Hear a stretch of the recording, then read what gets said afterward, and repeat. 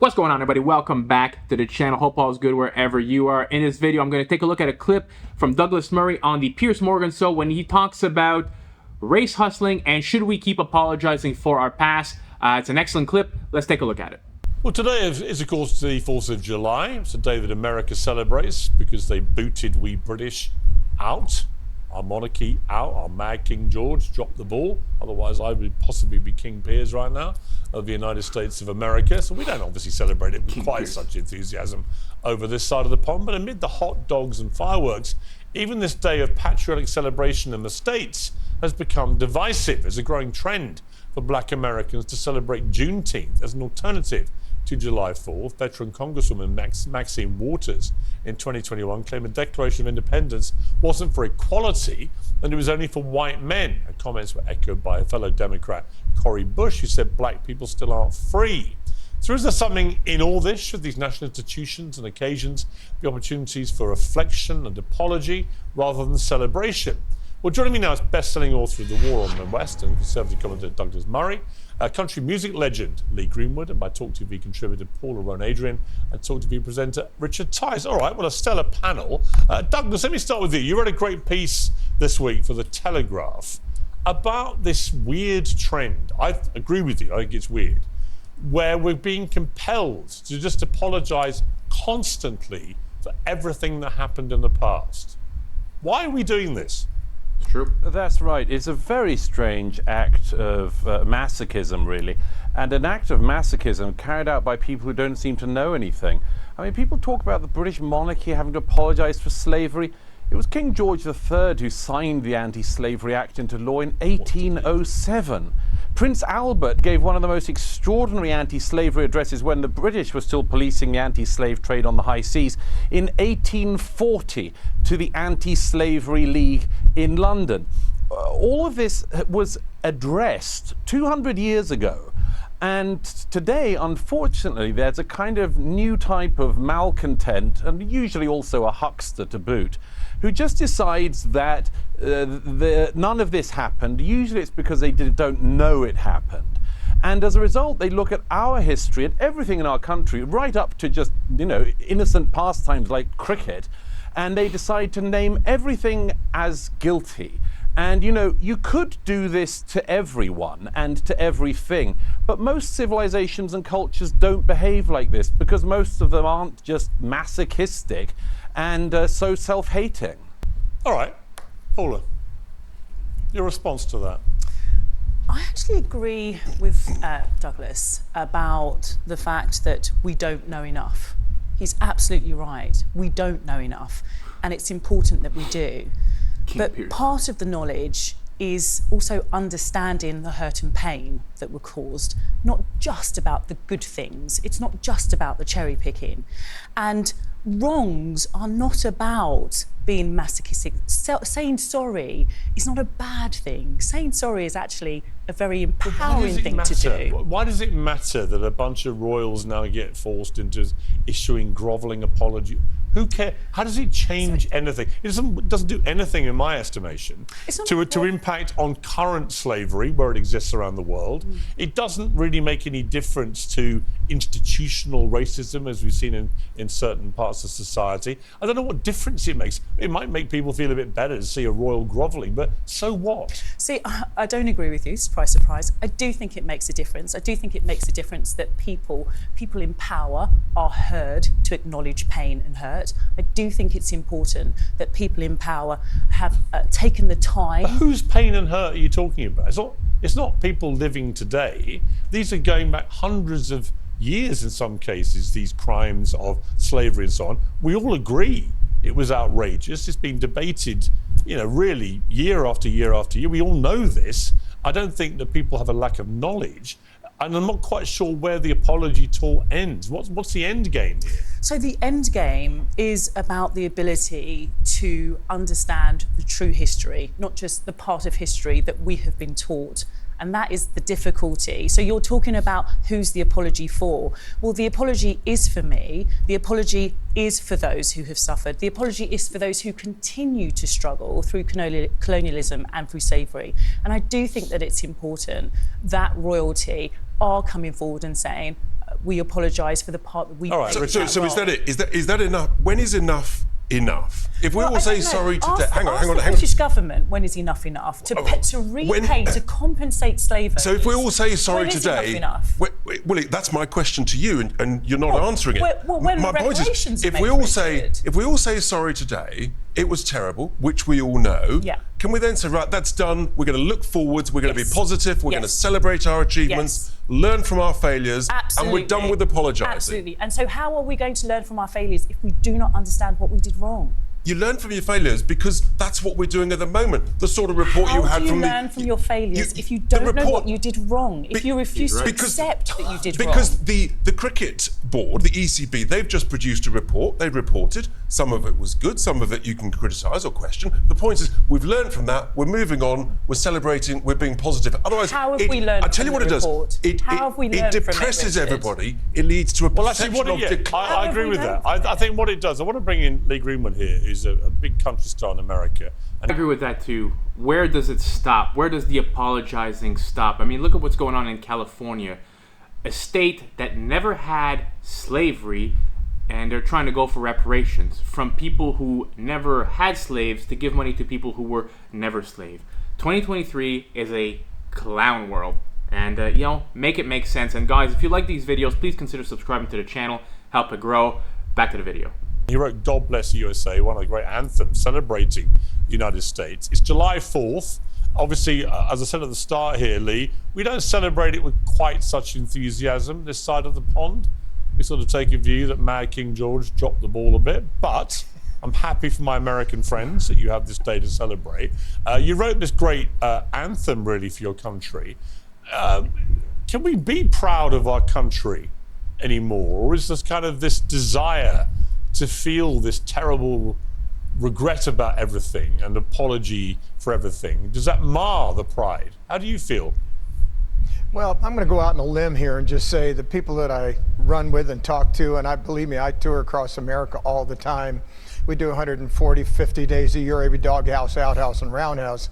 And I talk to the American public. They listen to what I say, listen to what I sing. I happen to be a country music performer, but I was born in California, spent 20 years in Nevada. I live in the South now. And I wrote this song because it was for unity. It's a unity and for military sacrifice. And yeah, America started as an interesting expedition and then an experiment, and we fought it out. We fought each other in the Civil War and said, okay, we're going to bury the hatchet here. The trouble is, as we move forward, a lot of people try to change history. I'm okay with history. I'm okay with apologizing for what happened back then. But I agree with you, that was back then. Let's move forward. Let's move on past that, and let's not change history and try to change what happened. Yeah, I completely agree. Douglas, the right. problem is we've forgotten how to be genuinely proud of our great countries, both America and the United Kingdom, two of the greatest countries in the world. It's almost like every day now, somebody somewhere, normally on the left, the woke left, is queuing up to find a reason to hate the countries and their histories. Well, it's a kind of grievance competition. Your guest earlier just tried to engage in it. I don't know what hurt she believes she's Correct. had from slavery. All of this was addressed 2 centuries ago. Everything has consequences. All history has consequences and ramifications. But, if we were to play this fairly, we would at least look at all of the countries around the world that engaged in the slave trade who are simply not interested in any form of reparations. The Ottoman Empire, all the Arab countries who not just traded far more slaves than across the Atlantic, but castrated all the men so that there wouldn't be any more African slaves after them. They worked them to the bone. I see no interest across Africa in paying reparations for selling their brother and sister Africans into slavery or for working them to the bone to the present day. There is slavery across Africa today. In fact, there are more slaves in the world today than there were at the height of the transatlantic slave trade. So some of us are simply a bit bored of hearing people ripping at closed wounds and then crying about their hurt or their presumed hurt. Because everybody could do this. 1 million Europeans were stolen by North Africans over the course of decades of the North African Barbary pirate slave trade. Where would you end if you did that? The answer is you couldn't end, because nobody is alive who has actually suffered the hurt, and nobody is alive who did the wrong. And I'd make one other point, if I may. It's always the countries that people want to come to who are put through this struggle session. Britain, like America and France, are the most desired destinations for migrants worldwide and have been for centuries. Why is that? It's not because we're racist, it's because we're better. It's because we're good. It's because when we see racism, we actually call it out and recognize it as a sin.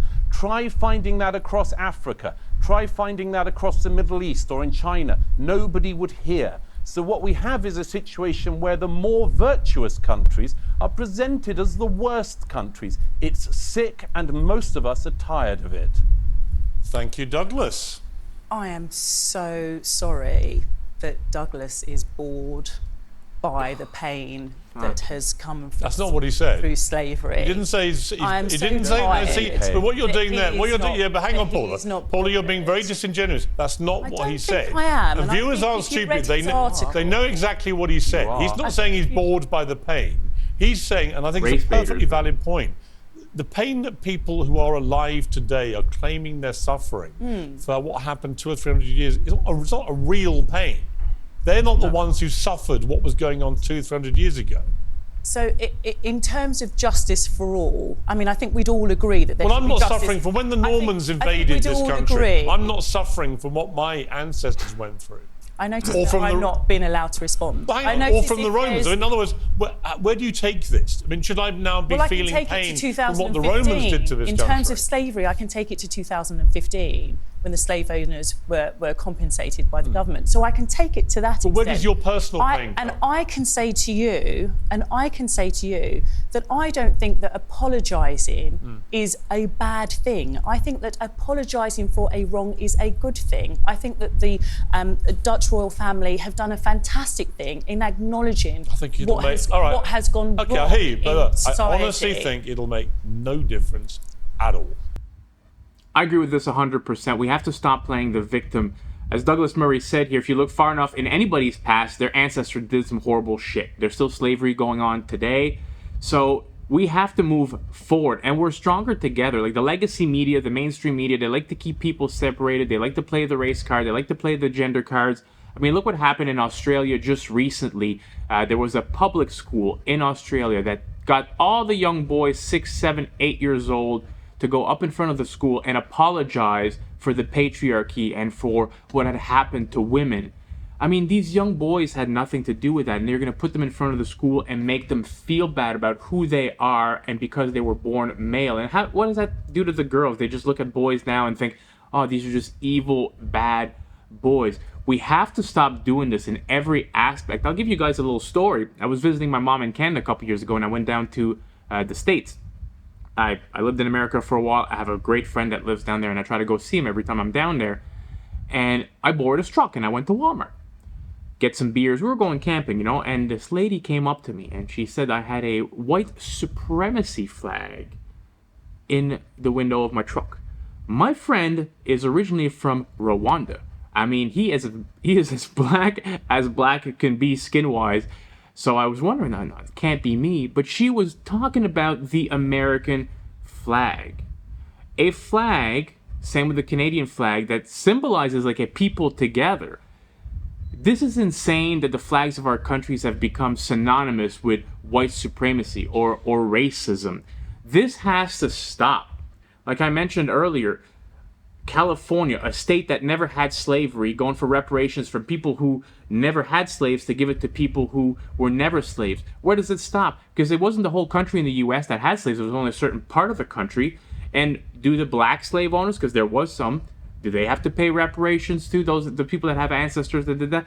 Where does it stop? We are stronger together. We got to stop this race baiting, this race hustling. I mean, look at the looting. Everybody's afraid to be called a racist. Look at what happened in California with all the looting. San Francisco, these businesses are leaving San Francisco in droves. Even Starbucks are closing like half their stores in San Francisco. Starbucks, the wokest of the woke, because of all this looting that's going on. And you get these BLM activists that go out there and say, well, these people are hungry. They need to eat.